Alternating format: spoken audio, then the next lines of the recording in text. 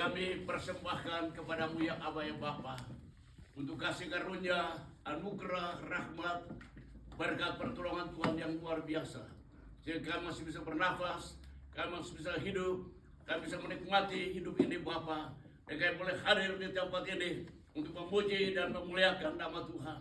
Dan sekarang kami Bapa akan mendengarkan firman-Mu. Oleh situ Aba ya Bapa, sekali lagi kami datang merendahkan diri kami di hadapan hadirat Tuhan. Dan kami mohon Tuhan kuduskan dan Tuhan sucikan kami sekali lagi. Apapun yang tidak berkenan kepada Tuhan, bahkan kepada sesama kami, sadar atau tidak sadar, sengaja atau tidak sengaja, dalam perkataan, pikiran, dan perbuatan, kami berdoa Tuhan kuduskan, Tuhan sucikan, supaya tidak menghalangi berkat Allah tercurah untuk kami sekalian. Aba ya Bapa, berfirmanlah kepada kami sekalian. Hamba-Mu juga ya Tuhan hanya bergantung kepadamu. Dan biar Roh Kudus Engkau sendiri yang menaruh perkataanmu ya Tuhan pada bibir mulut hamba-Mu, supaya apa yang hamba sampaikan bukan dari diri hamba, tapi berasal daripada Engkau sendiri ya Tuhan. Terima kasih, berkati gereja-Mu ya Tuhan, anak-anak-Mu semua yang telah siap untuk mendengarkan firman-Mu. Tuhan berkati dengan berlimpah-limpah di dalam nama yang berkuasa, nama di atas segala nama, nama Tuhan kami Yesus Kristus. Haleluya, amin. Bapak Ibu silakan lagi. Tuhan berkati, ya suatu sukacita yang luar biasa. Kalau untuk saya senantiasa kalau diberikan kesempatan untuk menyampaikan firman Tuhan, apakah di Zoom ataukah di gereja atau di mana saja, saya sangat bersukacita mengucap syukur dan memuji Tuhan karena itu suatu privilege, suatu waktu istimewa yang Tuhan berikan untuk menyampaikan firman kebenaran daripada Tuhan. Bapak Ibu dan Saudaraku yang terkasih dalam Tuhan kita Yesus Kristus, saya hari ini mau mengajak kita sekalian untuk merenungkan tentang satu ayat firman Tuhan, yaitu dari 2 Tawari pasal 7 ayat yang ke-14. 2 Tawari pasal 7 ayat yang ke-14. Mungkin kita baca dulu ayat firman Tuhan ini. Ya, mari kita baca bersama-sama, ya, karena sudah tertera di sini, ada juga di depan sana. Mata saya bisa menjangkau sampai sana ya. Mari kita baca bersama-sama, 1, 2, 3. Dan waktu yang atasnya nama-Mu disebut, merendahkan diri, berdoa dan mencari wajah-Mu, lalu berbalik dari jalan-jalan jahat, maka Aku akan mendengar dari surga dan mengampuni dosa mereka serta memulihkan negeri mereka. Ya, mungkin ada di antara kita yang masih ingat peristiwa yang sangat menyedihkan pada tanggal 11 September beberapa waktu yang sudah silam. Ya, pada waktu itu teroris yang menghantam, saya lihat dengan mata saya di televisi, Twin Tower di New York, dan begitu menyedihkan dan banyak korban jiwa. Dan pada saat itu Bapak Ibu dan Saudaraku yang terkasih dalam Kristus Yesus, Presiden Bush mengumumkan untuk adakan hari doa nasional untuk seluruh Amerika, dan Billy Graham mengucapkan ayat firman Tuhan ini, ya, dari 2 Tawari tadi pasal 7 ayat 14. Dan umatku yang atasnya namaku disebut, merendahkan diri, berdoa dan mencari wajahku, serta berbalik dari jalan-jalan jahat, maka Aku akan mengampuni dosa mereka, dan kemudian Aku akan mendengarkan doanya dan memulihkan negeri mereka. Bapak Ibu dan Saudara yang terkasih dalam Tuhan kita Yesus Kristus, menurut berita yang kami terima sesudah peristiwa itu, gereja-gereja penuh sesak, khususnya di daerah East Coast, ya, tapi saya kira bukan hanya di East Coast, tapi hampir seluruh Amerika itu orang-orang berbondong-bondong untuk mencari Tuhan. Dan di toko buku Kristen kami dengar itu Alkitab laris dari jual semuanya. Orang betul-betul rindu akan Tuhan. Bapak Ibu dan Saudara terkasih, sampai sekarang sudah kurang lebih 20 tahun atau 20 tahun lebih, orang-orang sudah mulai lupa akan peristiwa itu, dan banyak orang sudah tidak semangat untuk mencari Tuhan. Sehingga ada satu hamba Tuhan yang katakan, apa kita perlu lagi mengharapkan teroris lagi menghantam Amerika? Apakah sampai terjadi demikian baru kita mencari Tuhan? Saya tidak setuju. Ya, Bapak Ibu dan Saudara yang kekasih dalam Kristus Yesus, kita akan merenungkan 4 kunci untuk revival. 4 kunci yang pertama ini kalau kita kerjakan dalam kehidupan kita, ini akan merupakan berkat, ini akan merupakan rahasia untuk kita bisa mengalami revival di dalam kehidupan kita.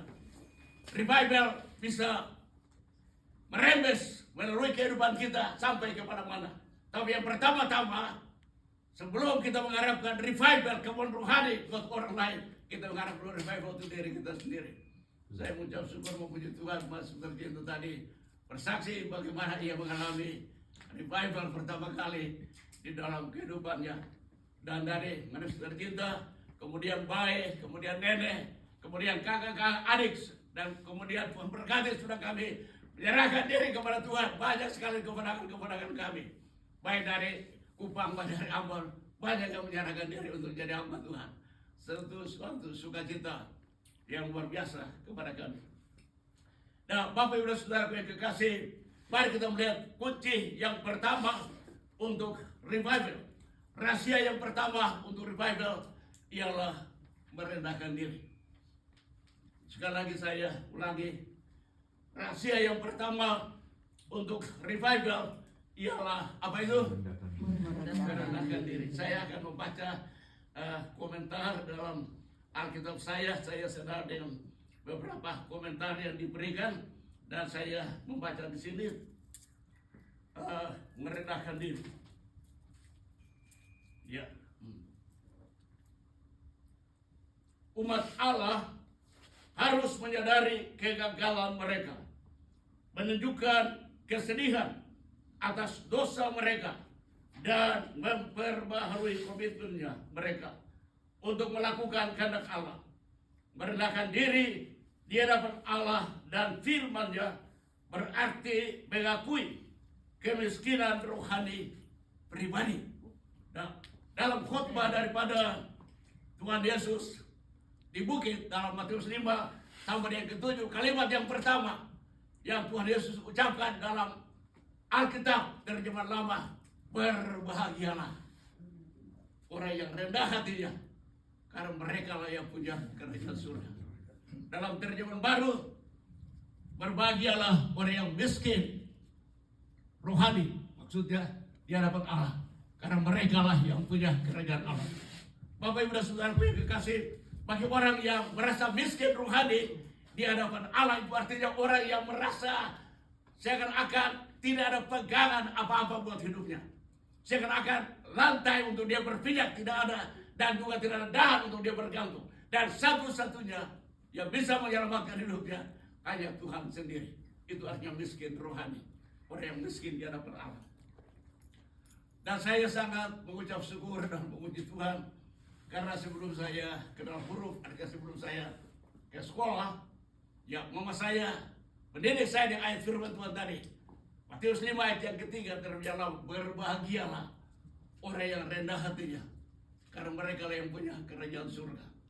Dan saya sungguh mengucap syukur bahwa benar-benar Tuhan menaruh ayat firman Tuhan itu di dalam kehidupan saya, sehingga sampai pada waktu mama saya dipanggil Tuhan, dan pada waktu batu nisan mau ditaruh di pusaranya, saya minta supaya ayat firman Tuhan tadi ditulis. Berbahagialah orang yang rendah hatinya, karena mereka lah yang punya kerajaan surga.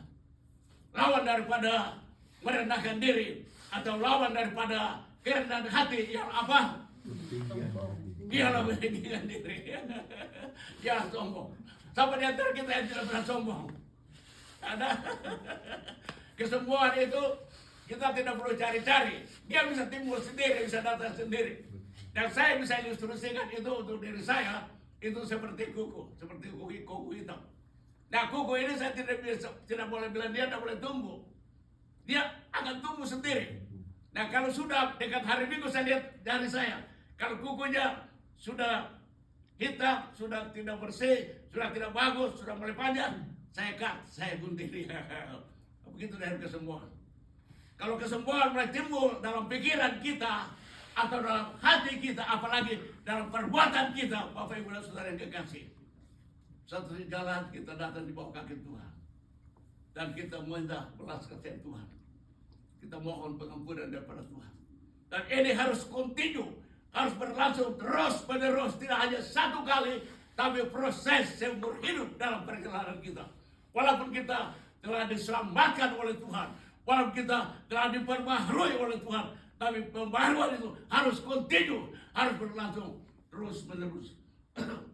Oleh sebab itu firman Tuhan mengatakan kunci yang pertama untuk kehidupan rohani atau revival yang apa tadi?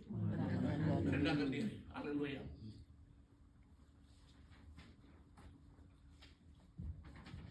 Kita melihat bagaimana kehidupan daripada Tuhan Yesus. Tuhan Yesus begitu merendahkan dirinya. Ia yang adalah Tuhan, Ia yang adalah Allah, Ia yang adalah Raja di atas segala raja. Tapi oleh karena saudara dan saya, Ia telah merendahkan dirinya, bahkan mengosongkan dirinya. Pada waktu Ia mengambil rupa seperti seorang manusia, Ia telah mengosongkan dirinya dalam betul-betul merendahkan dirinya, bahkan sampai mati, yaitu mati di atas kayu salib.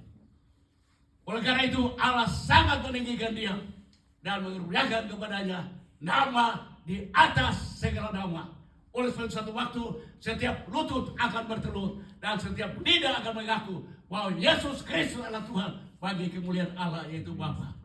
Setiap lidah, setiap lutut mereka akan mengakui. Kalau tidak mengakui, di surga, di dalam api neraka mereka akan mengakui, oh dia itu dulu yang kita sangkal dia, yang kita tidak mau terima dia, yang kita tolak dia. Yesus Kristus sekarang kita mengakui dia. Dia adalah Tuhan, dia adalah Raja, dia adalah pencipta langit, bumi, laut dan segala isinya.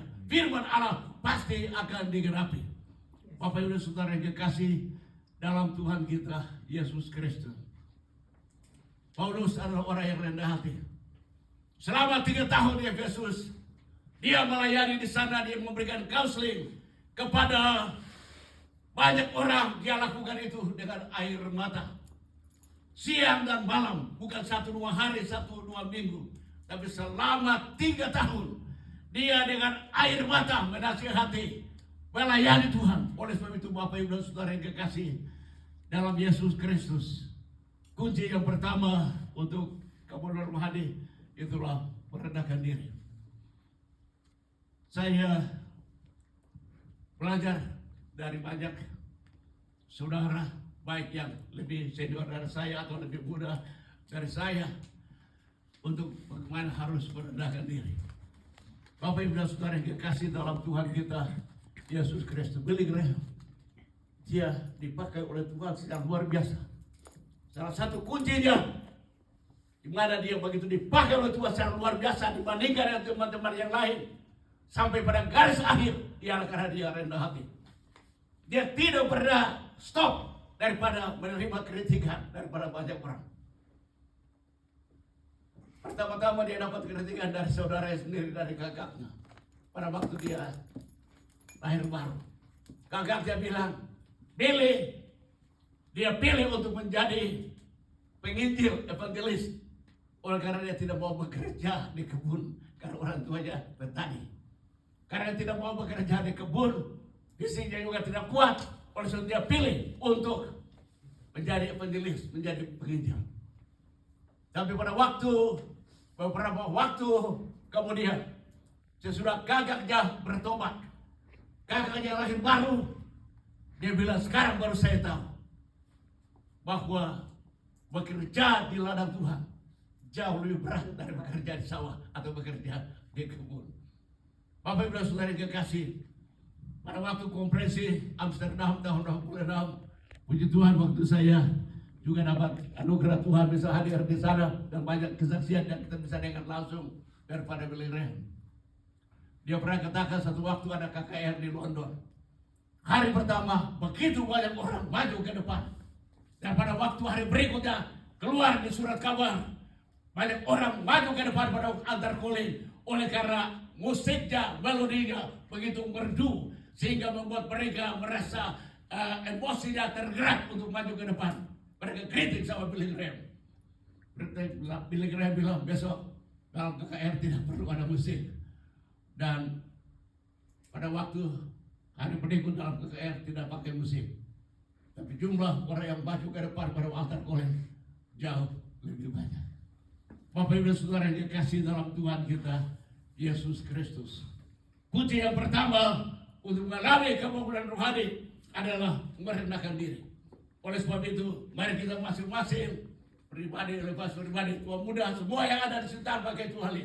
Kita mengoreksi diri kita. Apakah benar-benar aku ini hidup dalam kerendahan hati atau tidak? Karena yang menilai kita rendah hati bukan kita, orang lain harus menilai itu. Dan ada suatu hamba Tuhan katakan bahwa jarang sekali baru dia menemukan buku dengan judul rendah hati. Kalau buku mengenai teologi, pokok-pokok yang lain itu banyak.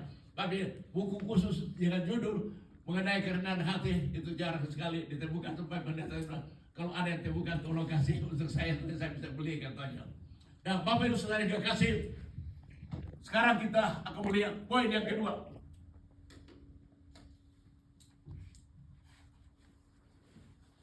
Poin yang kedua untuk kebangunan rohani ialah berdoa. Saya baca dulu mengenai komentar di sini mengenai poin yang kedua yang berdoa. Umat Allah harus berseru dengan sungguh-sungguh kepadanya, memohon kemurahannya, dan harus sepenuhnya bergantung kepadanya dan percaya bahwa Dia akan turun tangan. Doa itu harus sungguh-sungguh dan tak berkeputusan hingga Allah menjawab dari surga. Pernah wartawan bertanya kepada Billy Graham, apa yang menjadi kunci untuk KKR, untuk kebangunan rohani? Dan Billy Graham menjawab, yang pertama adalah doa. Kemudian wartawan bertanya lagi, yang kedua apa, Billy? Billy Graham menjawab, yang kedua adalah doa. Lalu yang ketiga apa lagi? Yang ketiga, Billy Graham menjawab juga berdoa. Oleh sebab itu Bapak Ibu dan Saudara yang kekasih, ada yang mengatakan betapa lemahnya iman seseorang, namun pada waktu dia berterut, iblis lari gemetar. Jadi iblis sangat tahu kalau kita berdoa. Apalagi kalau kita berdoa dengan serius. Kita berdoa dengan bersungguh-sungguh. Nah, doa untuk KKR harus berdoa dengan serius, harus berdoa dengan sungguh-sungguh, seperti seorang ibu yang mengerang pada waktu dia mau melahirkan anaknya. Jadi tidak hanya sekedar berdoa sambil lalu begitu saja, tapi berdoa dengan penuh energi, berdoa dengan penuh kekuatan. Bahkan ada yang mengatakan bahwa energi yang dilepaskan pada waktu seseorang berdoa dengan sungguh-sungguh adalah sama dengan seorang buruh kasar yang bekerja selama 8 jam di pelabuhan. Bapak Ibu dan Saudara yang kekasih, bagaimana dengan sikap doa kita? Bagaimana dengan waktu teduh kita? Bagaimana dengan doa-doa kita? Mungkin kita tidak harus selalu di kamar, tapi di mana saja kita berada, apakah ada roh doa itu kepada kita? Bapak Ibu Saudara yang kekasih dalam Tuhan kita Yesus Kristus, kita harus berdoa sama seperti yang Tuhan Yesus ajarkan. Berulang-ulang dalam Alkitab Tuhan Yesus mengajarkan mengenai doa. Bukan hanya satu topik, bukan hanya satu bagian, tapi berulang-ulang kali Tuhan Yesus berbicara mengenai doa. Dan Tuhan Yesus bukan hanya berbicara mengenai doa, tapi nafas hidup daripada Tuhan Yesus sendiri adalah doa. Saudara percaya atau tidak, tapi saya yakin bahwa Tuhan Yesus mulai berdoa pada waktu dia berada di dalam rahim Maria. Karena ada yang mengatakan doa adalah nafas hidup orang Kristen. Dan saya percaya pada waktu seorang bayi berada dalam rahim daripada ibunya, dia bernafas, berarti dia hidup. Dan kalau dia hidup, dia bernafas. Dan saya percaya dalam rahim daripada Maria, Tuhan Yesus sudah berdoa kepada Bapa di surga. Bahkan berdoa untuk dunia ini. Dan pada waktu dia lahir, dan pada waktu dia mau memulai pelayanannya, Dia tidak langsung berjalan dari kota ke kota, dari desa ke desa untuk memberitakan Injil. Tidak. Tapi dia mulai dengan apa? Dia mulai dengan doa. Bahkan bukan hanya berdoa, tapi dia berdoa dan berpuasa selama 40 hari. Dia mulai dengan doa dan berpuasa selama 40 hari. Siang dan malam dia berdoa dan dia berpuasa. Jadi kalau Tuhan mengajarkan mengenai doa bukan hanya sekedar teori, tapi apa yang dia praktekkan dalam hidupnya, itulah yang dia sampaikan kepada para pengikutnya dan kepada kita sekalian. Bapak Ibu dan Saudara yang kekasih dalam Tuhan kita Yesus Kristus, kunci yang kedua untuk revival ialah berdoa. Dalam Lukas pasal yang ke-18 ayat 1-8, mana pernah bawa firman Tuhan itu, salah satu poin yang sangat menyentuh hati saya dan saya tidak pernah lupa. Itu wanita itu punya semangat kegigihan, dia gigih. Walaupun hakim itu dia tidak takut Tuhan, dia tidak menghormati siapapun juga, dia tidak menghormati Tuhan, dia tidak takut Tuhan, dia tidak takut kepada siapapun, dia tidak menghormati siapapun. Tapi karena janda itu terus datang kepada dia, akhirnya permintaannya juga dikabulkan. Dan saya katakan, hakim itu dia tidak takut sama Tuhan dan tidak takut kepada para penguasa, tapi dia takut sama janda itu. So kalau janda itu terus mendesak, orang-orang bisa mengadakan demonstrasi dan rumah daripada hakim itu bisa dihancurkan dan hakim itu juga bisa-bisa dia dibunuh. Oleh sebab itu Tuhan Yesus mengajarkan bagaimana kita harus berdoa. Kita harus berdoa dengan gigih. Kita harus berdoa dengan tekun. Seperti orang Kristen pada zaman mula-mula, bagaimana mereka begitu tekun berdoa. Walaupun ada ancaman, ada kesulitan, mereka tidak minta Tuhan jauhkan bara bahaya dari kami. Tuhan jauhkan halangan rintangan dari kami. Tapi mereka berdoa, Tuhan berikan kami keberanian untuk kami berani untuk memberitakan Injil. Sekarang ini banyak orang Kristen takut untuk memberitakan Injil. Apalagi juga di Amerika yang situasi sekarang tidak mudah. Bapak Ibu Saudara yang kekasih, tapi kunci untuk revival, untuk kemenangan rohani adalah berdoa.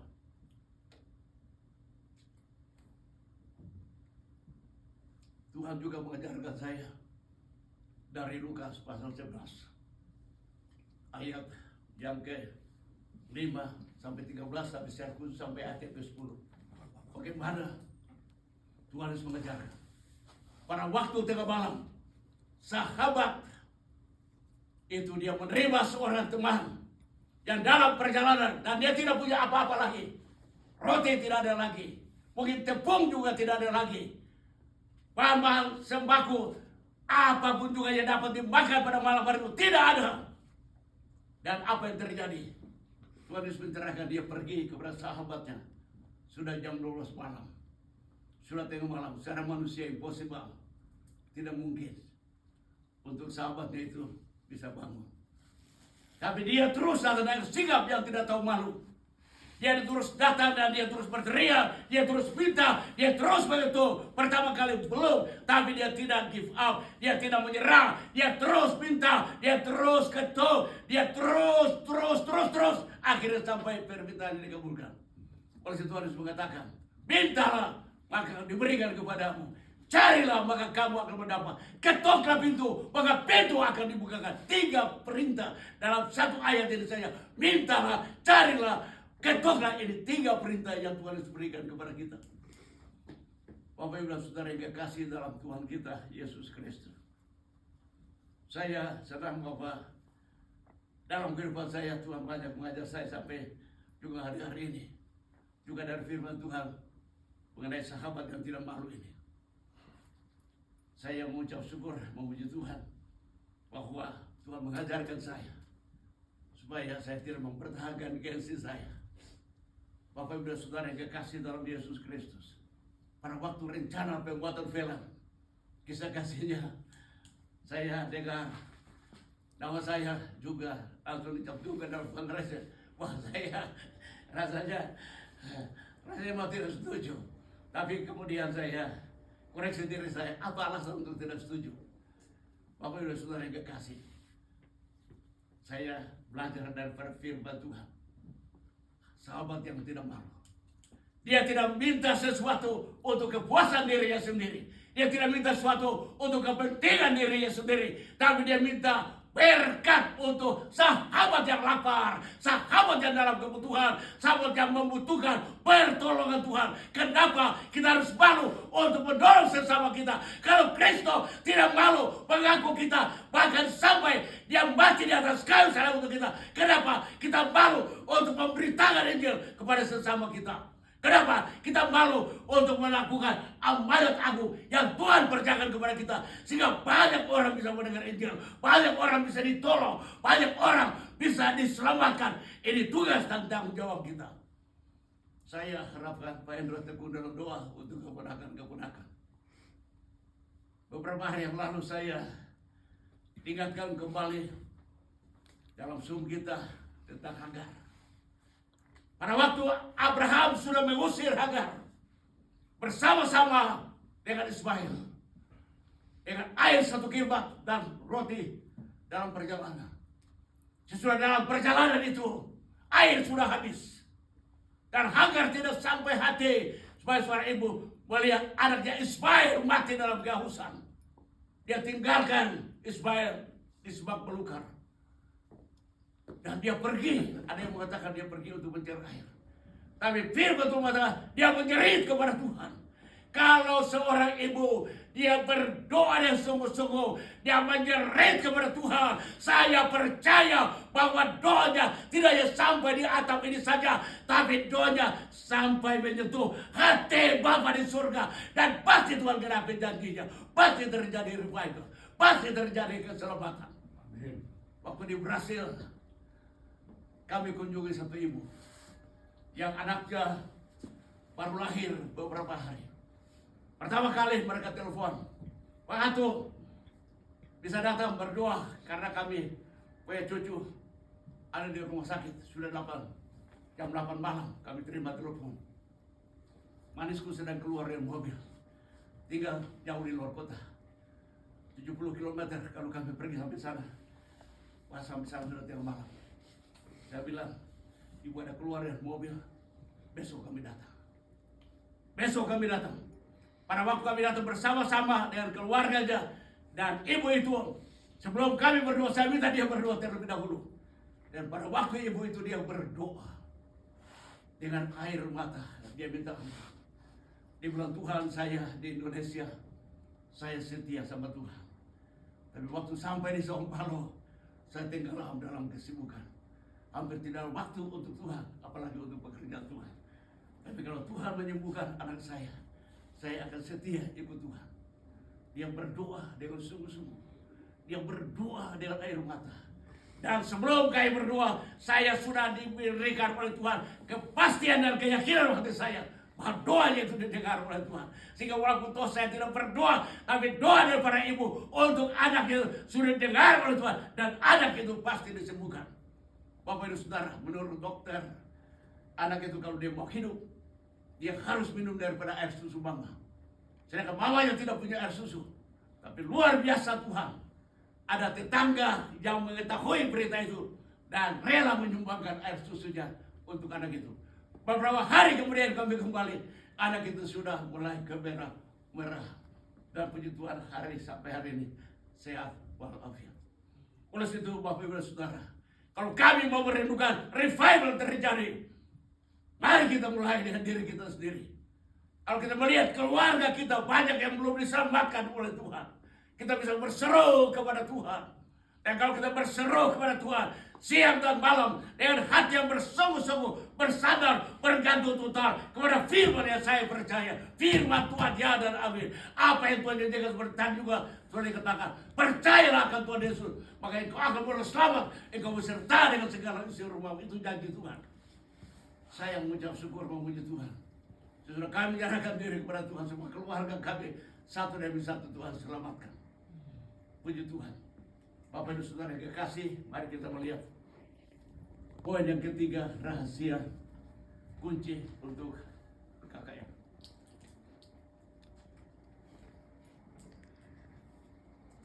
Mencari wajah Tuhan, mencari wajah. Saya baca komentarnya Di sini dulu, di sini dikatakan, mencari wajahku, umat Allah harus dengan tekun. Berulang-ulang kata harus ditulis dalam komentar ini.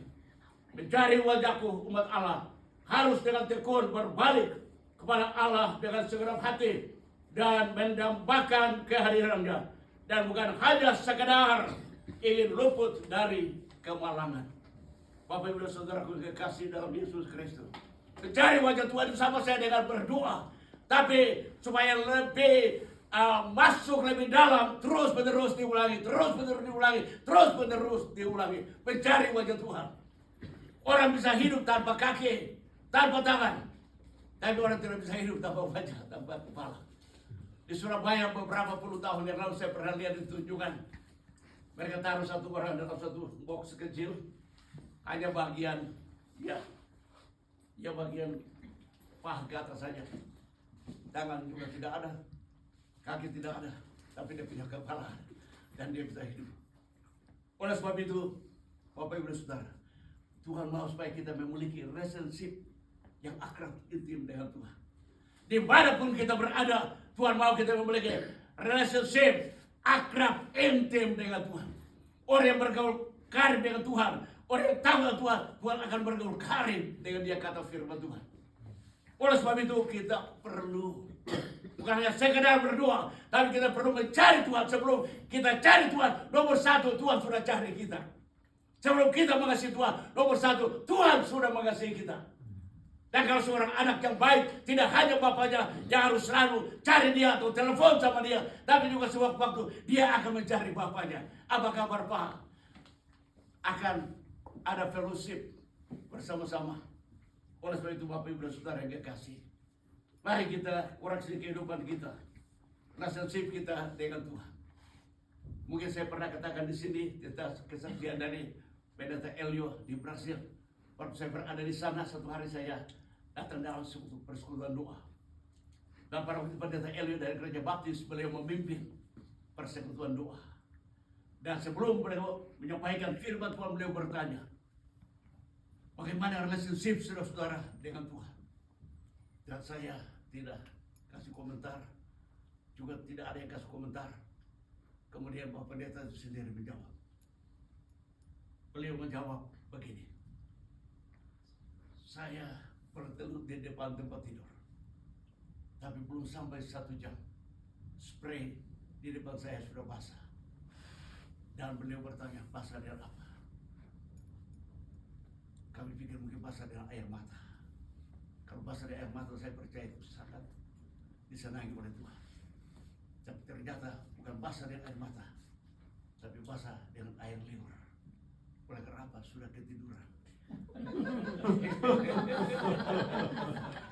Lalu beliau katakan begini, itu juga yang jadi berkat juga untuk saya. Beliau katakan, lalu beliau katakan, yang saya khawatirkan, jangan-jangan juga ada banyak hamba Tuhan yang sama dengan saya, yang belum 1 jam spraynya sudah basah, tapi bukan dengan air mata, tapi dengan air liur.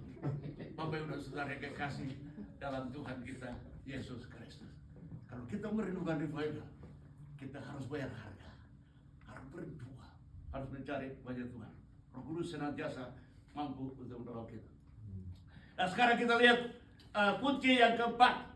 Kunci yang keempat itu apa tadi? Kalau kita baca di situ, berbalik dari jalan-jalan yang jahat.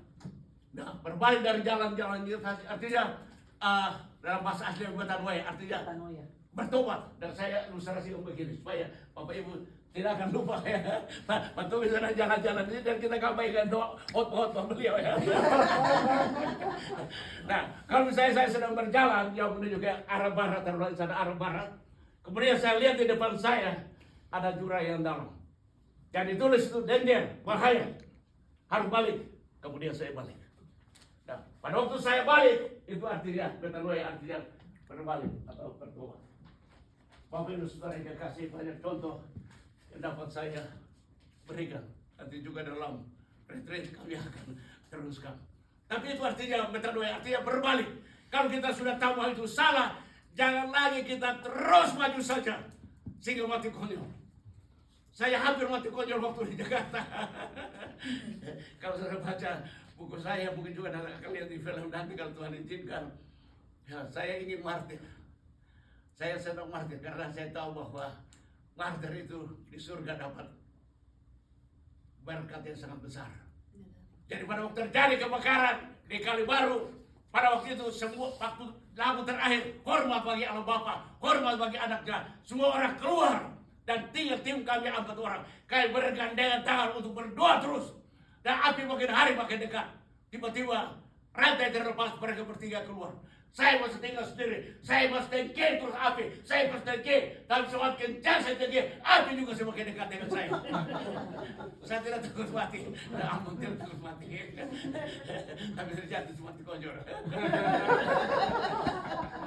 Saya mengucap suara memuji Tuhan, seorang anggota tim. Dia masuk, dia pegang tangan saya. Terus dia bisik-bisik telinga saya, Sam, mari keluar. Ya itu aja. Dan saya percaya itu suara Tuhan. Tuhan pakai dia, Sam, mari keluar. Terus saya keluar. Persis saya keluar, api menjilat seluruh bangunan gereja. Dan Bapak selesai api menjilat bangunan gereja. Kemudian rumah yang berikut dijilat lagi oleh api. Lalu satu rumah lagi sampai di rumah beliau, di situ api berhenti. Karena sasaran dari api itu untuk membakar rumah beliau. Tapi untuk membakar rumah beliau, api itu dia tidak lompat dari udara, tapi dia bakar dulu gereja, kemudian bakar lagi satu rumah, baru bakar rumah beliau.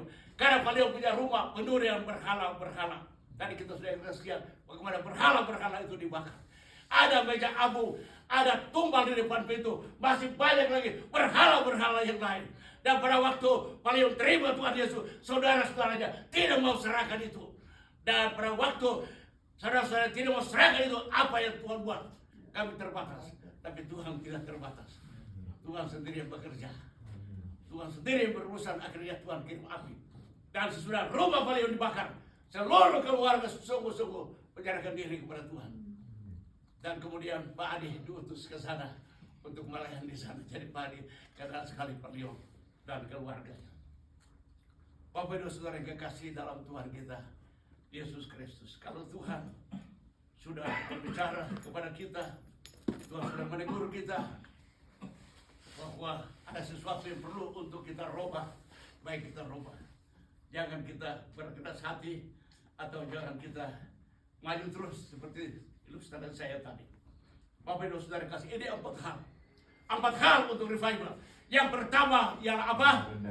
Merendahkan diri. Yang kedua, berdoa. Yang ketiga, cari wajah. Yang keempat, metanoia, berbalik dari jalan-jalan yang jahat.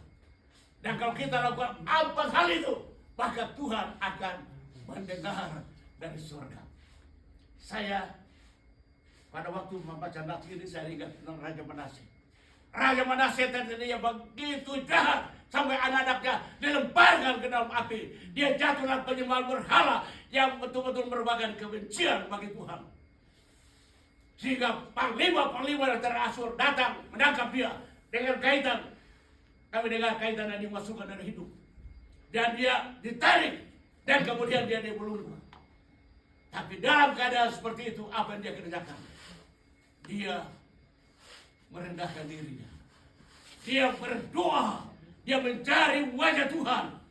Dan oleh karena dia merendahkan diri, dia berdoa, dia mencari wajah Tuhan. Apa yang terjadi? Tuhan mendengar doanya. Sehingga walaupun dia sudah diborgol sebagai tawanan untuk dibawa ke Babel, Tuhan melepaskan dia daripada borgolnya, daripada ikatannya, dan dia dikembalikan ke Yerusalem, dan dia dipulihkan, dan kemudian diakui bahwa Tuhan itulah Allah. Bapak Ibu Saudara yang kekasih, Tuhan mendengarkan doa. Orang Israel, walaupun mereka begitu kejam, mereka begitu keras kepala, mereka keras hati, tapi setiap kali kalau mereka sadar, mereka bertobat, mereka berbalik kepada Tuhan, Tuhan tetap dengan tangan terbuka untuk mengampuni mereka.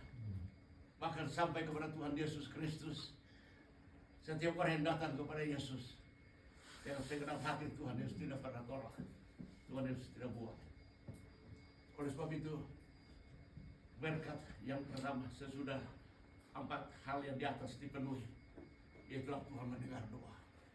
Yang kedua, selain pada Tuhan mendengar doa, Tuhan mengampuni. Pengampunan itu berkat yang sangat besar dalam kehidupan kita.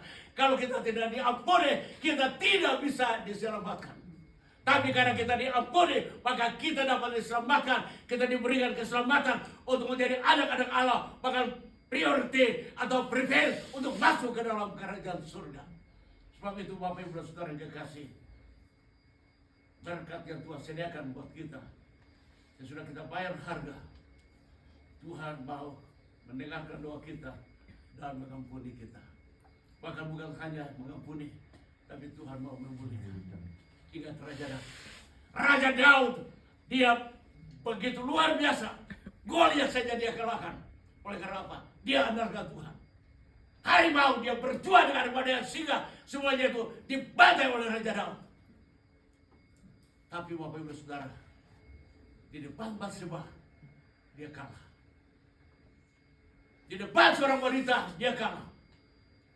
Dan pada waktu dia kalah, apa yang terjadi? Perbuatannya itu sangat-sangat jahat sekali. Bukan hanya dia berselingkuh dengan Batseba, tapi secara licik itu suaminya itu juga dibunuh. Bapak Ibu Saudara, sangat kejam. Tapi kenapa firman Tuhan mengatakan bahwa Daud adalah orang yang sangat cocok dengan hati Allah? Karena pada waktu dia menyadari kesalahannya, pada waktu dia ditegur oleh Nabi Nathan, dan Nathan bilang, siapa yang melakukan hal yang demikian, dia harus dibunuh. Dan Nathan bilang, engkaulah orang itu. Bapak Ibu Saudara, Daud bertobat, sungguh-sungguh bertobat. Oleh sebab itu, mari yang kita mengeraskan hati. Apapun juga masalah kita, kesulitan kita, kejahatan kita, semerah apapun juga, kalau Tuhan mendengar Roh Kudus berbicara kepada kita, baik hal besar maupun hal kecil, kita sadar, kita bertobat, kita minta ampun. Tuhan penuh dengan tangan yang terbuka mau mengampuni kita sekalian. Saya pikir ini firman Tuhan untuk kita pada pagi hari ini. How many people like revival for your life? Saya juga rindu revival. Bapak dan Saudara yang kekasih, kalau kita rindu revival, Allah tadi kita kerjakan. Kita sedia untuk merendahkan diri, kita sedia untuk berdoa, kita sedia untuk mencari wajah Tuhan. Metanoia, kita sedia untuk berbalik. Tuhan mau mendengar doa kita. Kalau tidak, Tuhan tutup telinga. Tapi kalau kita lakukan itu, Tuhan dengar. Sebelum dia kabulkan, dia dengar dulu. Kalau dia dengar sedikit, itu senang. Kemudian dia mengampuni kita dan dia memulihkan kita. Mari kita bangkit berdiri, pendeta sekalian akan berdoa kita sekali. Berberkat.